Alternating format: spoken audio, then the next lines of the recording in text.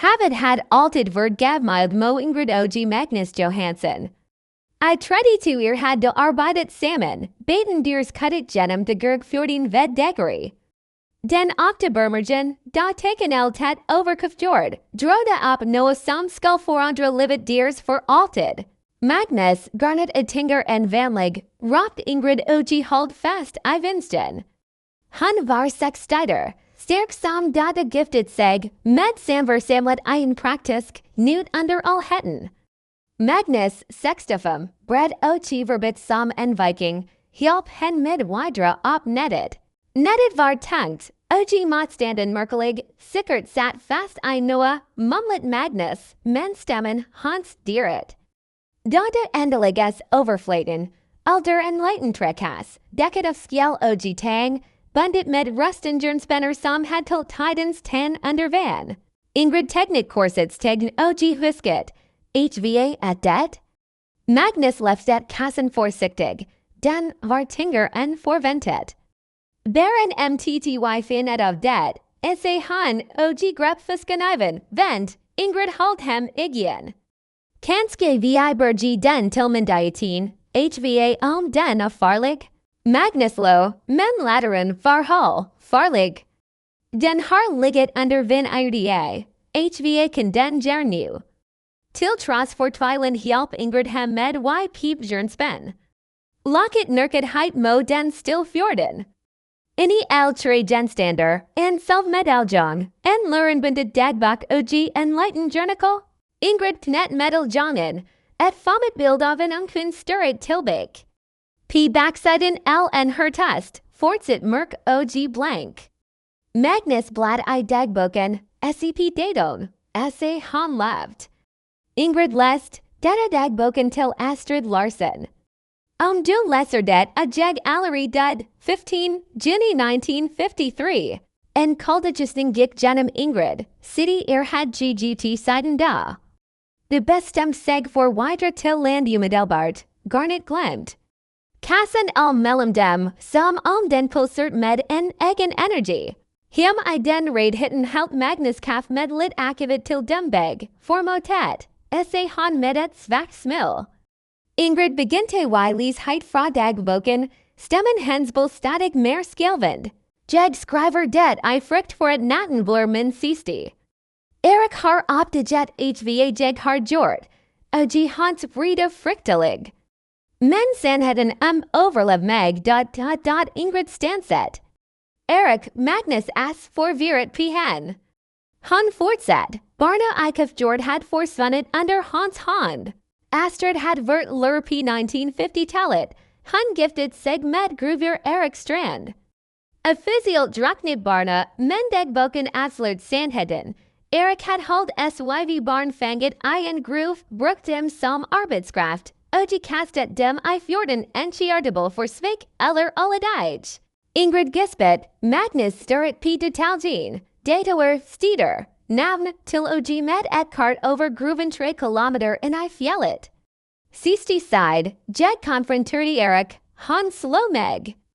Du finner det, grab barna, dem Fred og skurg for at Erik Strand for sin rettferdiget, kellen til gruven. Ingrid og Magnus pakket tau, likter varmklør og mat. Til datteren essayde de skalpi fjelter.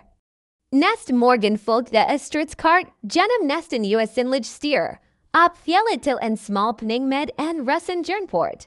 Kallen passet perfekt, porten skrekta den knet seg, og Enrik, gammel lagt strømmet ut. Magnus neilt, men leist in med likten. Det gikk en ned I mørket, draper fra taket og ekko fra deres egni skritt. Tunnelen knet seg til et størram, SYV halrum varmert in I veggen, noen steiner had falt. Backsteinen bin, Ingrid falt Magnus did hen. Vi fant dem, fisket han. En vind utenvind filt rammet, en fisken som gikk gjennom dem, luften bull iskald. For et jiblik Ingrid SYV tekeleinend skikkelser for en hollermin, med letid uttrykk. Forsvunne, og rammet var still igjen. De takbilder, Gik op tunnelen, og tilbake I dagsleys ring til politiet. Forskningen var skeptisk farst, men binin var echt, sytti gamel. Dagboken blev verificered af historiker, og censusjonen var et factum. Erik Strand døde I 1954 mindre end et etter Astrid forsvunne. Officielt falt han fra en klip, men mange mistænkt selvmord eller vær. Astrid blev aldrig fundet. Ingrid opdaget senere en sidste melding I morgen. Jeg kastet boksen I fjorden, sammen med mig selv. Hvis du finder det, tak, nu kan vi I file. Astrid had sikret at sannheten endelig skal bli kendt. De syv barnable identificered, gravlagt med respekt, og en ministepel rist I Kåfjord. Gruven blev forsklet etter en liten ceremoni med præst. Ingrid kendte en varm behinden, som en tak fra det som had blitt fundet. Livet I Kåfjord fortsat, men Ingrid og Magnus var forandret. Hør morgen var det still til sjøen, takknemlig for det som blev avslørt, men også ydmyk for det som forbelskjelt.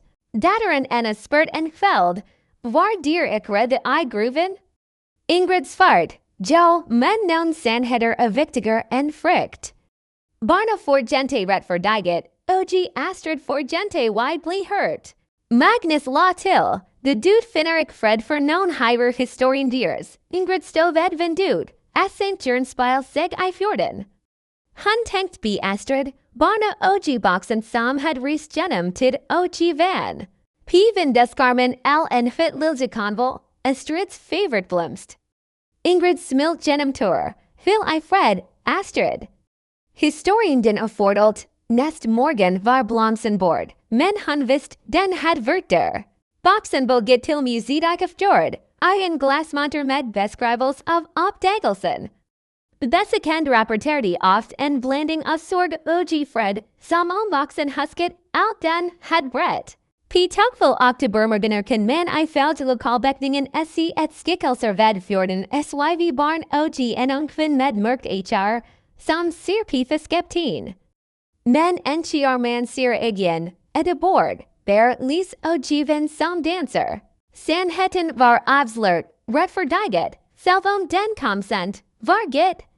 Ingrid og Magnus fortsatt fisk, men den dagen de dro opp kassen, vil de aldri glem. Fjorden had mange hemmeligheter, men den had valgt dem. Noen historier nekter drugget, og noen skjuler finner farst fred entier noen bør vittnesbyrd. Historien endte med et fred kom til de syv barna, Astrid og lokal samfunnet.